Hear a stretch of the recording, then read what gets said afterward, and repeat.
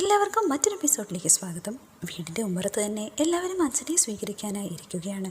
അപ്പോൾ അവിടേക്ക് ഒരു ടാക്സിക്കാരിൽ അഞ്ജന വന്നിറങ്ങുന്നു. അഞ്ജനയെ കണ്ടപാടെ ആകെ സന്തോഷത്തിലാണ് സൗദാമിനി അമ്മയും സത്യദാസും. ഒരു തമാശ എന്നോണം സൗദാമിനി അമ്മ ചോദിക്കുന്നുണ്ട്, നീ അങ്ങ് നോർത്ത് ഇന്ത്യനായി പോയല്ലോ? മറുപടിയായി അഞ്ജന, അത് സ്ഥലം മാറുമ്പോൾ നിറവും മാറണ്ടേ? അഞ്ജനയെ വീടിനകത്തേക്ക് ആരതി എടുത്ത് സ്വീകരിച്ച ശേഷം അവർ വിവാഹത്തിൻ്റെ കാര്യം അഞ്ജനയെ അറിയിക്കുന്നു. എന്നാൽ ഇത് കേട്ടപാടെ ചെറിയൊരു ഞെട്ടലിലാണ് അഞ്ജന. അഞ്ജന നേരെ ഭവാനിയോടെ ചോദിക്കുന്നു, വിവാഹമോ? എന്താ അമ്മീ പറയുന്നത്? നീ അകത്തേക്ക് വന്നേ, കുറച്ച് വിശേഷങ്ങൾ ചോദിക്കട്ടെ എന്ന് പറഞ്ഞ് അവളെ കൂട്ടി ഭവാനി അകത്തേക്ക് പോകുന്നു. അഞ്ജനയും ഭവാനിയും അകത്തേക്ക് പോയുടൻ തന്നെ സൗദാമിനിയമ്മ എല്ലാവരോടുമായി പറയുന്നുണ്ട്, നമ്മൾ ഉടൻ തന്നെ നിശ്ചയത്തിനുള്ള ഒരുക്കങ്ങളെല്ലാം തുടങ്ങണം. ഇതേ സമയം ഭൂമിക തൻ്റെ അച്ഛൻ്റെ ചികിത്സയ്ക്കായുള്ള പണം തേടി ബാങ്കിലെത്തിയിരിക്കുകയാണ്. ഭൂമികയെ കണ്ടപാടെ ബാങ്ക് മാനേജർ പറയുന്നുണ്ട്, എനിക്ക് കഴിയുന്നിടത്തോളം എല്ലാ കാര്യങ്ങളും ചെയ്ത് ലോൺ സാങ്ഷനാക്കി വെച്ചിട്ടുണ്ട്. പക്ഷെ ഒരു പ്രശ്നമുണ്ട്, ലോണിന് ഷ്യൂരിറ്റി ആയിട്ട് ഗ്യാരണ്ടി വെക്കാൻ ഒന്നും തന്നെ ഇല്ല. ഇതിൽ കൂടുതൽ തനിക്കൊന്നും ചെയ്യാൻ പറ്റില്ലെന്നാണ് അയാൾ ഭൂമികയോട് പറയുന്നത്. ഭൂമിക്ക് ഏതെങ്കിലും ചാരിറ്റബിൾ ഇൻസ്റ്റിറ്റ്യൂഷനുമായി സമീപിച്ചുകൂടെ എന്ന് അയാൾ ഉപദേശം കൊടുക്കുന്നുണ്ട്. ഓക്കെ സാർ, ഞാൻ എന്തായാലും വേറെ ഏതെങ്കിലും ബാങ്കിൽ നിന്ന് പണം കിട്ടുമോ എന്ന് നോക്കട്ടെ എന്ന് പറഞ്ഞ് ഭൂമി അവിടെ നിന്ന് മടങ്ങുന്നു. എവിടെ പോയാലും ഇത് തന്നെയായിരിക്കും അവസ്ഥയെന്ന് അയാൾ ഭൂമികയോട് പറഞ്ഞു മനസ്സിലാക്കാൻ ശ്രമിക്കുന്നുണ്ട്. അതിനുശേഷം ഭൂമി അവിടെ നിന്ന് യാത്ര പറഞ്ഞിറങ്ങുന്നു. ഇതേ സമയം തന്നെ ഭവാനിയും അഞ്ജനയും സംസാരിച്ചുകൊണ്ടിരിക്കുകയാണ്. എന്താണ് വിവാഹത്തെ പറ്റിയുള്ള നിന്റെ അഭിപ്രായമെന്നാണ് ഭവാനി ചോദിക്കുന്നത്. അമ്മേ, എന്തൊക്കെ പറഞ്ഞാലും ഉടനെ ഒരു വിവാഹത്തിനൊന്നും ഞാൻ തയ്യാറല്ലെന്നാണ് അഞ്ജന പറയുന്നത്. എനിക്കിങ്ങനെ ചുറ്റിക്കറങ്ങി കുറച്ചുകൂടി ഒന്ന് ആസ്വദിച്ച് എൻ്റെ ജീവിതം ജീവിക്കണം, അല്ലാതെ ഉടനെയൊന്നും ഒരു വിവാഹത്തെപ്പറ്റി ഞാൻ ആലോചിക്കുന്നില്ല. ഇത് കേട്ടപാടെ ഭവാനി ഒന്ന് ചോദിക്കുന്നുണ്ട്, നിനക്ക് ഈ വീട് ആരുടേതാണെന്നറിയുമോ? അത് എൻ്റെ അച്ഛൻ്റേതല്ലേ എന്നാണ് അഞ്ജനയുടെ ചോദ്യം.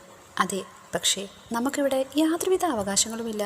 ഏത് നിമിഷം വേണമെങ്കിലും നമ്മളെ ഇവിടെ നിന്ന് ഇറക്കി വിടുമെന്നാണ് ഭവാനി പറയുന്നത്. നിൻ്റെ അച്ഛൻ്റെ ഷെയറായിട്ട് എഴുതി കൊടുത്തതാണ് ആ ഫാർമസ്യൂട്ടിക്കൽ കമ്പനി. എൻ്റെ ഷെയറും ഞാൻ അതിൽ തന്നെ ഇൻവെസ്റ്റ് ചെയ്തു. എന്തൊക്കെയോ ക്രമക്കേടുകൾ കാരണം അന്നേ അടച്ചുപൂട്ടിയതാണ് ആ കമ്പനി.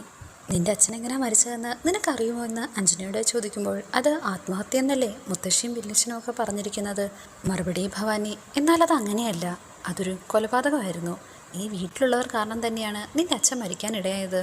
വെല്ലിച്ചനും ഇതിൽ പങ്കുണ്ടോ എന്ന് അഞ്ജന ചോദിക്കുമ്പോൾ, ഈ വീട്ടിലുള്ള എല്ലാവരും തന്നെ ഇതിന് കാരണക്കാരാണ്.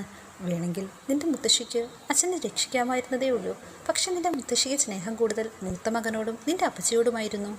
ഇത്രയും നാൾ ഞാൻ പ്രതികാരത്തിനെ കാത്തിരിക്കുകയായിരുന്നു. 22 വർഷം നീണ്ട എൻ്റെ കാത്തിരിപ്പിന് ഇപ്പോൾ വിരാമമായിരിക്കുകയാണ്. ഇനിയാണ് നമ്മൾ പ്രതികാരം ചെയ്യേണ്ടതെന്ന് ഭവാനി അഞ്ജനയോട്. അതിൻ്റെ ആദ്യ പടിയാണ് നിൻ്റെ വിവാഹം. ഈ വീട്ടിൽ എന്തെങ്കിലും ആധികാരികത വേണമെന്നുണ്ടെങ്കിൽ അതിന് അവകാശം തന്നെ വേണം. യുദ്ധതന്ത്രങ്ങൾ എന്തൊക്കെയാണെന്നുള്ളത് ഞാൻ തന്നെ നിനക്ക് പറഞ്ഞുതരാം. എന്തൊക്കെയായാലും അജയുമായുള്ള വിവാഹത്തിന് ഉടനെ തന്നെ താൻ സമ്മതിക്കണോ എന്നാണ് അഞ്ജനയുടെ ചോദ്യം. ഇങ്ങനെയുള്ള അവസരങ്ങൾ വെറും വിരളമായി മാത്രമേ വരികയുള്ളൂ. മാത്രമല്ല, ഇങ്ങനെയുള്ള അവസരങ്ങൾ ആർക്കു വേണ്ടിയും കാത്തിരിക്കില്ല. ഇത്രയൊക്കെ കേട്ടിട്ടും അഞ്ജനയ്ക്ക് പൂർണ്ണ വിശ്വാസം വരുന്നില്ല. അമ്മേ, വെല്ലിച്ചനും ഇതിൽ പങ്കുണ്ടോ? വെല്ലിച്ചൻ ആളൊരു പാവമല്ലേ, അഭിരാമിയും വല്യമ്മയും തേടി നടക്കുന്ന ഒരു സാധു മനുഷ്യൻ. നിനക്ക് ഇത്രയും ഞാൻ പറഞ്ഞിട്ടും മനസ്സിലാകുന്നില്ലേ എന്നാണ് ഭവാനിയുടെ ചോദ്യം. നീ എൻ്റെ കൂടെ നിൽക്കുമെന്ന് സത്യം ചെയ്തു തരാനായിട്ട് അഞ്ജനയോട് ആവശ്യപ്പെടുന്നോ? ഈ സമയം അച്യുതനാകട്ടെ ഇന്നുണ്ടായ സംഭവങ്ങളെല്ലാം കാരണം ആകെ പരിഭ്രാന്തനായി നടക്കുകയാണ്. ഇത് കണ്ടുകൊണ്ട് ഭൂമി അവിടേക്ക് വരുന്നു. അങ്ങോട്ടേക്ക് വന്ന പാടെ ഭൂമി അച്ഛനോടായി ചോദിക്കുന്നുണ്ട്, അച്ഛാ, എഴുതി കഴിഞ്ഞോ? ഇത് കേട്ട അച്യുതൻ, എന്ത് കവിതയാണോ അതോ കഥയാണോ? ഒന്നും മനസ്സിലാകാത്ത പോലെ അച്യുതൻ നിൽക്കുമ്പോൾ ഭൂമി അച്യുതനോടായി, അച്ഛൻ്റെ തലച്ചോറ് വല്ലാതെ പുകയുന്നുണ്ടല്ലോ, അത് വളരെ ശരിയാണെന്ന് അച്യുതൻ പറയുമ്പോൾ, എന്നാൽ അതത്ര ശരിയല്ലെന്നാണ് ഭൂമിയുടെ മറുപടി.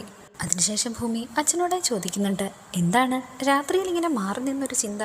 തൻ്റെ മൂഡ് ശരിയല്ലെന്നാണ് അച്യുതൻ പറയുന്നത്. അച്ഛാ, എനിക്ക് വേണ്ടി ഒന്നും കൂടി ആ നാടകകഥ പറയുമോ എന്നാണ് ഭൂമിയുടെ ഇപ്പോഴത്തെ ആവശ്യം. ഇത് നിന്നോട് ഞാൻ എത്ര പ്രാവശ്യം പറഞ്ഞതെന്നാണ് അച്യുതൻ പറയുന്നത്. അതിനുശേഷം അച്യുതൻ ആ കഥ ഭൂമികയോടായി പറയുന്നു.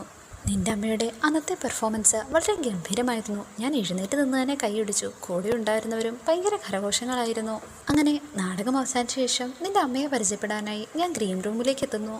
കേൾക്കുന്ന ഭൂമി, ഓ അങ്ങനെയാണല്ലേ ആ ചുമടെടുത്ത് തലയിലേക്ക് വെച്ചത്. ഇതെല്ലാം കേട്ട ശേഷം ഭൂമി ഒന്ന് അച്യുതനോടായി ആവശ്യപ്പെടുന്നു, ഈ സീൻ എനിക്കൊന്ന് അഭിനയിച്ച് കാണണമെന്നുണ്ടല്ലോ. മറുപടിയായി അച്യുതൻ, അതിന് നീ അമ്മയെ അഭിനയിക്കാൻ വിടില്ലല്ലോ. അതിനെന്താ, ഇപ്പോൾ നിങ്ങൾക്ക് രണ്ടുപേർ കൂടി അഭിനയിച്ചൂടെ എന്നാണ് ഭൂമി ചോദിക്കുന്നത്. എന്നാൽ ഇത് കേട്ടിട്ടും മറ്റെന്തോ ചിന്തയിലാണ് അച്യുതൻ. അച്ഛൻ എന്തിനെ പറ്റിയാണ് ആലോചിക്കുന്നതെന്നാണ് ഭൂമി ചോദിക്കുന്നത്. മറുപടിയായി അച്യുതൻ, നമുക്ക് നമ്മുടെ പഴയ നാട്ടിലേക്ക് തന്നെ പോയാലോ? ഇത് കേൾക്കുന്ന ഭൂമി, ഇപ്പം എന്താ വെച്ചാൽ ഇങ്ങനെയൊക്കെ തോന്നാനായിട്ട്? മറുപടിയായി അച്യുതൻ, എനിക്ക് വല്ലാത്തൊരു ഭയം. എന്തിനെ പറ്റിയാണെന്നാണ് ഭൂമിയുടെ ചോദ്യം. എന്തിനെ പറ്റിയാണെന്ന് തനിക്ക് വ്യക്തമല്ല. മനസ്സിൻ്റെ ശക്തി കുറയുകയാണെന്നാണ് അച്യുതൻ പറയുന്നത്. ഇത് കേൾക്കുന്ന ഭൂമി, ഞാൻ പറഞ്ഞിട്ടില്ലേ ആവശ്യമില്ലാത്ത കാര്യത്തെപ്പറ്റിയൊന്നും ഇങ്ങനെ ആലോചിച്ച് കൂട്ടരുതെന്ന്. നീ മോള് കൂടെയില്ലേന്നാണ് ഭൂമി ചോദിക്കുന്നത്.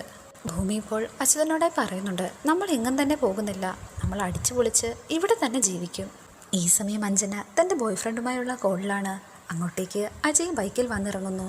അജയെ കണ്ടപാടെ ഓടിച്ചെന്ന് കെട്ടിപ്പിടിക്കാൻ ശ്രമിക്കുന്നുണ്ടെങ്കിലും അജയ് അതിൽ നിന്ന് വഴുതി മാറുന്നു. അങ്ങനെ അജയുടെ ബൈക്കിലേക്ക് അഞ്ജന വീഴുകയും ചെയ്യുന്നു. അഞ്ജനയെ പയ്യെ എഴുന്നേൽപ്പിക്കുകയാണ് അജയ്. കഴിഞ്ഞ വർഷം വന്നപ്പോൾ നീ ഇവിടെ ഉണ്ടായിരുന്നില്ലെന്ന് പരിഭവം അഞ്ജന അജയോടെ പറയുന്നുണ്ട്. നിനക്കെന്തായാലും എന്നെ കെട്ടാൻ പറ്റിയാൽ കൊള്ളാമെന്നും അഞ്ജന പറയുന്നു. ഇത് കേട്ടപാടെ അജയ് അവിടെ നിന്ന് ഒഴിഞ്ഞു മാറുന്നുണ്ട്. നീ എവിടേക്കാണ് ഈ പോകുന്നത്? വാ, നമുക്ക് പുറത്തിരുന്ന് സംസാരിക്കാമെന്നാണ് അഞ്ജന പറയുന്നത്. മറുപടി അജയ്, എനിക്കല്പം തിരക്കുണ്ട് എന്ന് പറഞ്ഞ് അവിടെ നിന്ന് ഒഴിഞ്ഞു മാറാൻ ശ്രമിക്കുന്നു. ഇത് ശ്രദ്ധയിൽപ്പെടുന്ന അഞ്ജന, നീ എന്താണ് എല്ലാം അറിഞ്ഞിട്ടും ഒന്നും അറിയാത്ത പോലെ പെരുമാറുന്നത്? നമ്മുടെ വിവാഹം ഉറപ്പിച്ചിരിക്കുകയല്ലേ എന്ന് അഞ്ജനയുടെ ചോദ്യത്തിന് മറുപടിയായി അജയ്, നിന്നെ ഒരിക്കലും ഞാൻ ആ കണ്ണിൽ കണ്ടിട്ടില്ല, ഇനി ഒരിക്കലും കാണാൻ കഴിയുകയുമില്ല. ഇത് കേട്ടപാടെ അഞ്ജന നിരാശ മുഖത്ത് കാണിക്കാതെ, അതിനെന്താ, ഇനിയായാലും അങ്ങനെ കണ്ടു തുടങ്ങിയാൽ മതിയെന്ന് പറഞ്ഞ് അജയെ ഹഗ് ചെയ്യാനായി മുമ്പോട്ടേക്ക് വരുന്നു. ഈ സമയം അജയ്ക്ക് മറ്റൊരു കോൾ വരുന്നുണ്ട്. കോൾ അറ്റൻഡ് ചെയ്ത ശേഷം അജയ് അവിടെ നിന്ന് വേഗം തന്നെ പോകണമെന്നുള്ള ആവശ്യം അഞ്ജനയെ അറിയിക്കുന്നു. പോലീസ് സ്റ്റേഷനിൽ നിന്നാണ്, അവിടെ എന്തോ ആവശ്യമുണ്ടെന്ന് പറഞ്ഞ് അജയ് പെട്ടെന്ന് തന്നെ അവിടെ നിന്ന് ഇറങ്ങുന്നു. അജയ് അവിടെ നിന്ന് പോയ ശേഷം അഞ്ജന തന്നോടെന്നോണം ഇങ്ങനെ പറയുന്നു, അജയ്, നിന്നെ ഞാൻ എൻ്റെ തൊഴുത്തിൽ കൊണ്ടുപോയി കിട്ടും.